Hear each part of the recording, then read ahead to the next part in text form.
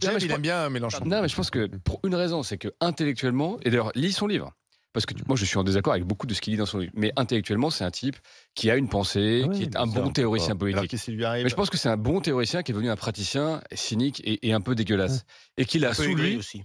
Et qu'il a sous lui des gens qui déjà ne sont pas de son niveau, qui sont pour le coup des praticiens de la division et qui évidemment tentent de fracturer le pays en soufflant sur les braises des communautés en ce moment qui oui, mais là, il se fracture entre eux. Et là, évidemment, maintenant, et c'est un peu le comique de l'histoire, se fracture entre eux et purge. Parce que le propre de ce type de parti très autoritaire, très, très, très vertical, c'est effectivement de ne jamais supporter la dissension interne et de purger ceux qui sont en désaccord Même avec, si c'est avec le chef. Parce qu'il faut Raquel Garrido a quand même rappelé qu'elle était compagnon de route de Mélenchon depuis le début, parce que autant Ruffin, Clémentine Autain ne sont pas des mélenchonistes pur jus, mais la France Insoumise, Garrido. Corbière, Garrido, ils ont été au parti de Coquerel. gauche. C'est ces gens qui ont quitté le parti socialiste comme Mélenchon, qui ont suivi Mélenchon, enfin qui ont fait qui sont de tous les combats. Hein. Mais tu vois, en dehors du fait que c'est un spectacle jouissif et hyper drôle. Pourquoi parce que j'ai toujours T'as une considéré. sexualité bizarre, toi. J'ai toujours considéré que cette alliance qui leur a permis d'avoir autant de députés allait exploser en vol. Maintenant, c'est le parti même qui est en train d'exploser en vol. Et enfin, moi, l'analyse que j'en fais, c'est que les jeunes, là, les Garrido, Corbière, ils en peuvent plus du vieux, quoi. C'est comme dans tous les partis, c'est comme dans chaque assos communal, c'est comme dans tous les comités des fêtes. Le vieux, il est aux manettes, il tient le truc, il n'y a que moi qui sais faire, il n'y a que moi qui peux faire. Et les jeunes, ils en peuvent plus, ils les ont comme ça, quoi. Et à un moment donné, ils n'ont qu'une envie, c'est de le dégager pour exister eux-mêmes, quoi. Et après, je pense quand même que c'est plus facile de tenir dans un parti vertical des gens qui ont été formés à la milice ou dans l'armée que des révolutionnaires, quoi, parce que des révolutionnaires, par définition, ils veulent toujours tuer le chef, quoi. Et je pense qu'à un moment donné, ce parti, mais les autres aussi, s'ils sont pas capables de dégager les vieux, là, donc ça a toujours existé, tu dis. qui tiennent les manettes, Mais il n'y a personne derrière. C'est les partis qui vont En termes de crever, leadership, quoi. il n'y a personne derrière. Le meilleur mais des ça, Insoumis. c'est toujours l'argument des vieux, ça. Non, Pardon. Ça, j'écoute la même chose au comité des fêtes dans ma commune. C'est l'argument des vieux. Mais non, parce que Il n'y a personne derrière, je suis le seul. 87 ans. Je suis le plus intelligent, etc. Mais rappelle-toi, d'abord, c'est sûr. il a eu un successeur, c'était Delapierre qui est mort, et il a eu Quatennens, politiquement. Et Quatennens, c'est qu'une plante. Oui, mais aujourd'hui, mais- tu as des Ruffins, etc. Enfin, le problème, c'est que si pas tu à ton laisses pas niveau. la place, les autres ne peuvent pas l'utiliser. Ouais, je pense quand Ben même oui. je pense quand même que quelqu'un comme Rachel Garrido, elle souffre de ça. Et même si tu disais, Olivier, qu'elle était historique dès la première heure derrière Mélenchon, à un moment donné, elle a envie de voler C'est ce qu'elle dit. ses Hein. propres Elle dit, ailes, quoi. Voilà. il devrait prendre sa retraite, il devrait avoir un rôle, je sais pas, de consultant. Non, mais c'est plus profond, c'est une fracture idéologique aussi qu'il y a au sein des Insoumis aujourd'hui, je pense. ça, c'est plutôt effectivement la frange. Il y a une frange ruffiniste là, qui veut effectivement, qui devient un peu social-démocrate, qui veut gouverner. Mais ça, c'est vrai, et c'est préexistant depuis assez longtemps. Oui. Après, je pense que dans le mélenchonisme chimiquement pur, Mélenchon est toujours meilleur que les autres. Hein. Mourad Boudjelal. Tout seul. problème, hein. Mais aujourd'hui, tout seul. Tout seul. Mourad. Je pense que Mélenchon est en fin de vie politique. Hein. Bien sûr, je pense qu'il s'est suicidé le 7 octobre. Parce que lui qui avait une voix qui portait dans certaines communautés, au lieu d'être rassembleur, il les a plutôt opposés. Il a justifié l'injustifiable. Et ça, il s'en remettra pas. Et puis, comme il est en fin de vie politique, quand on arrive en fin de vie politique, la seule façon d'essayer de préserver son pouvoir, c'est la sanction, pour montrer que c'est encore lui le patron.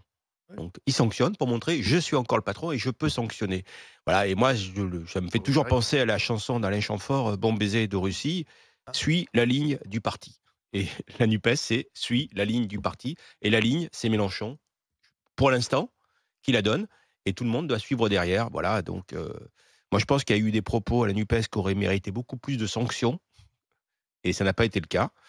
Voilà. Et pour moi, aujourd'hui, il s'est suicidé. On a assisté à son suicide en direct le 7 ou le 8 octobre, je ne sais plus, quand il a fait sa déclaration. Moi, je ne suis pas aussi définitif que toi, parce et je ne suis pas un soutien de Je suis d'accord avec toi pour dire qu'il est brillant intellectuellement. Mais on a déjà dit ça au moment de La République, c'est moi. On a déjà dit, au milieu du quinquennat précédent, Mélenchon est mort. Mélenchon, il fait 22% en 2022. Donc là, on dit Mélenchon est mort. En campagne. Mais c'est une bête politique, c'est une bête de campagne. Oui, c'est vrai. Et rendez-vous en 2027. Moi, je suis Oui, pas mais du tout sûr que il a Mélenchon un soit mort. côté quand même. Moi, je trouve qu'il se Jean-Marie Le Penise, si je puisse utiliser cette expression. Le vieux tonton pénible au bout de la table. Il devient celui qui devient un peu gênant, qui dit des choses toujours très tendancieuses. Alors peut-être que c'est effectivement une stratégie pour réunir tous les antisystèmes. Et dans les antisystèmes, tu auras des antisémites, tu auras des anticapitalistes, des machins, des complotistes. Et ça fait peut-être un petit électorat. À mon avis, tu viens pas président de la République comme ça. Ah non, Donc voilà. Alors peut-être ça lui permet de continuer à exister. Mais si son ambition, et c'était quand même son ambition, c'était de devenir un jour président de la République, je pense que il faut quand même passer le premier tour sur une base quand même qui me paraît un peu réduite. C'est que ça n'arrivera pas. Et d'ailleurs, le seul schéma. Donc là, finalement, tu as une certitude. Alors, il y a une demi-minute, tu disais le contraire. Je te rappelle qu'il peut se représenter, mais il est sûr qu'il serait pas élu. Je te rappelle qu'en 22, s'il n'y a pas Roussel, il est au second tour. Moi, je pense que il sera candidat et deux, qu'il sera très haut. Et qu'il fera une excellente campagne. Il fera une excellente campagne comme d'habitude. Et deux, je pense qu'il n'y a aucun schéma dans lequel Jean-Luc Mélenchon gagne. Moi, je prends le pari qu'il sera face à Marine Le Pen, il perd, et face à n'importe qui de modéré, il perd.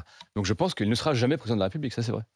On va en parler avec Guillaume qui nous appelle de Seine-Saint-Denis. Bonjour Guillaume. Ces derniers temps Bonjour Guillaume. Bonjour à vous. Bienvenue Guillaume. Alors qu'est-ce que vous en dites? Est-ce qu'on peut être insoumis chez les insoumis alors? Moi, je suis un peu embêté parce qu'il y a M. Quatennens qui a pris 4 mois pour avoir été condamné pour violence conjugale. Et donc, on se retrouve avec Raquel Garrido qui, je ne sais pas ce qu'elle a fait, elle prend la même peine. Et je vois pas pourquoi, en fait.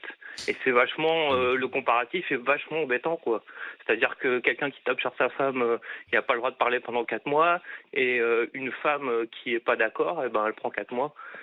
En plus, je pense que c'est fait ça pour qu'on fasse un parallèle un peu avec ça.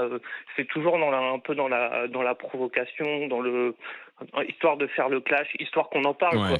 Donc du coup, je me retrouve avec vous à en parler. Voilà, il y a des choses vachement peu graves qui se passent, et puis finalement, on parle de Madame Garrido qui a plus le droit de parler. Déjà, le plus surprenant, c'est qu'elle soit députée, quoi. Déjà, pour commencer par ça, quoi. Ah bah ça, c'est le choix des électeurs, ça, mon cher. Ranger derrière la vie des électeurs. Vous savez, Mourad, moi j'habite à Noisy, j'ai un député LFI qui s'appelle Monsieur Thomas Porte, qui a des qui est un peu dans ce même mouvement-là. Il faut rappeler que Thomas Porte, c'est le député qu'on avait vu avec le pied posé sur un ballon qui était la tête d'Olivier Dussopt, le ministre de la fonction publique. Allez-y Guillaume. Et qui est aussi un placement vachement anti-police, et c'est toujours dans des idéologies très extrêmes, très c'est le problème de LFI, être de gauche et pas être antisocial, quoi. Comme dirait Trust et Bernie Bonvoisin. De gauche, est-ce que c'est être anti? Parce qu'au bout d'un moment, on est anti-flic, on est anti-gouvernement. C'est pas ça être de gauche. On est antisémite, ça s'arrête tout au bout d'un moment.